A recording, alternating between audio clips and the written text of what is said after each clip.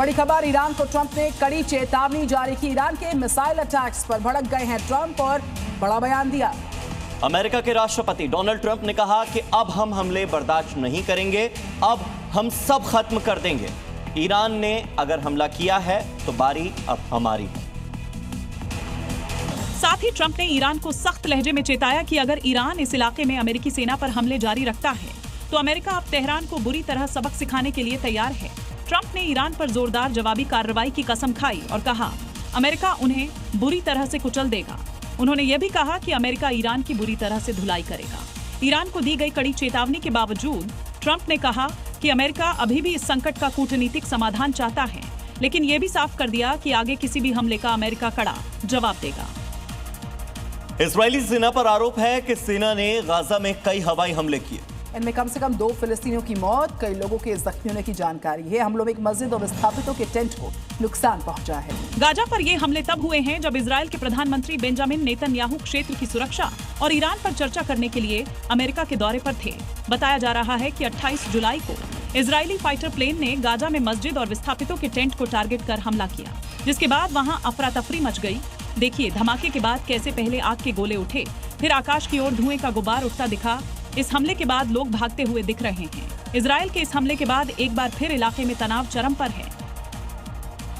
खबर आ रही है पीओके में प्रदर्शनकारियों पर एक बार फिर से फायरिंग हुई। आधी रात को निर्दोष लोगों पर गोलियां दाग दी गई हैं। तो आसिम मुनीर की सेना बेगुनाह लोगों पर, बेकसूर लोगों पर गोलियां बरसा रही है, नरसंहार कर रही है। पाकिस्तान ऑक्यूपाइड कश्मीर में जून से लेकर अब तक पाकिस्तान की सेना ने, आसिम मुनीर की सेना ने 100 से ज्यादा लोगों को मौत के घाट उतार दिया।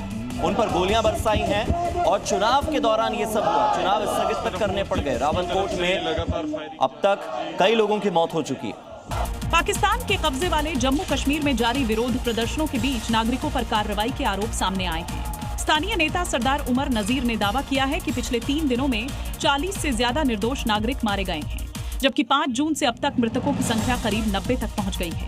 एक वीडियो में एक युवक आखिरी संदेश देते हुए हालात बयां करता नजर आ रहा है।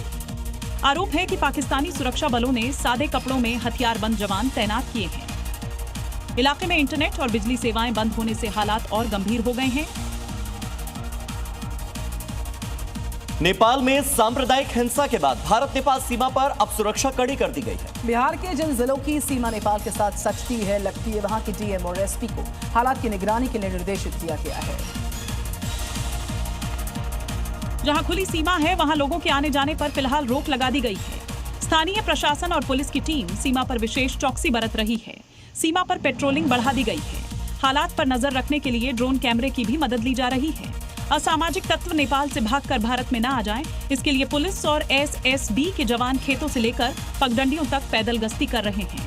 नेपाल के सुनसरी जिले के दीवानगंज में 2 समुदाय के बीच झड़प के बाद वहां कई इलाकों में हिंसा भड़क गई, जिसके बाद भारत नेपाल सीमा पर चौकसी बढ़ा दी गई है।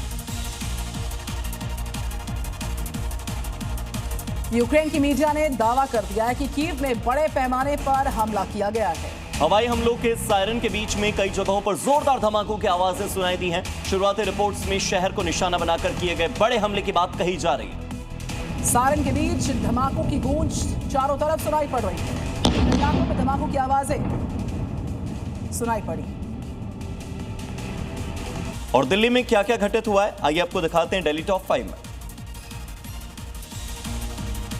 दिल्ली के पूर्व सीएम अरविंद केजरीवाल ने E20 पेट्रोल को लेकर केंद्र सरकार पर बड़े निशाने साधे हैं। उन्होंने साफ कहा कि E20 पेट्रोल को वापस लेना ही जरूरी होगा। मोदी सरकार गुंडई कर अपनी कंपनी पर दबाव डाल रही है।